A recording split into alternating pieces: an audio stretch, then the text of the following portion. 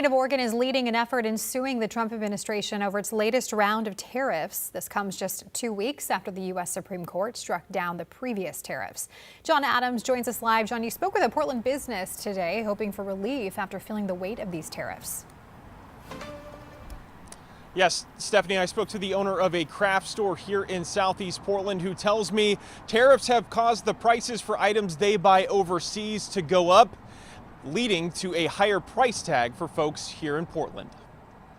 This store in Southeast Portland, a favorite of local crafters looking to pick up yarn, needles, and other knitting items that are costing more than 1 year ago. Prices have gone up across the board. The thing I didn't think about was how much time it would take our staff to keep updating prices. Owner Don Seymour says the products in her store come from companies in places like New Zealand, Turkey, and Peru that have been impacted by tariffs put in place by the Trump administration. They just raised their prices and they are covering the tariffs, so we've had to raise our prices. The Trump administration circumvented Congress in April of 2025 by implementing tariffs under the International Emergency Powers Act. But in late February, the U.S. Supreme Court struck down the president's executive action. The administration quickly pivoted, announcing a 15% tariff on much of the world under Section 122 of the Trade Act of 1974. No president has ever used this statute to implement tariffs. In fact,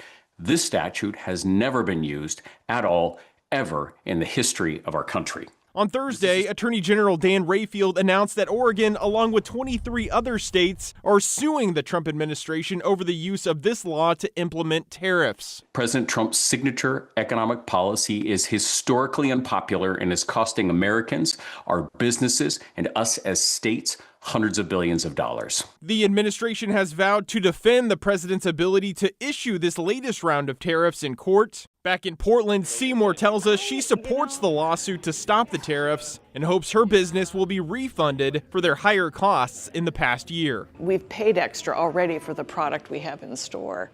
And so it'd be nice to see some relief on that, and then we could give some relief to our customers.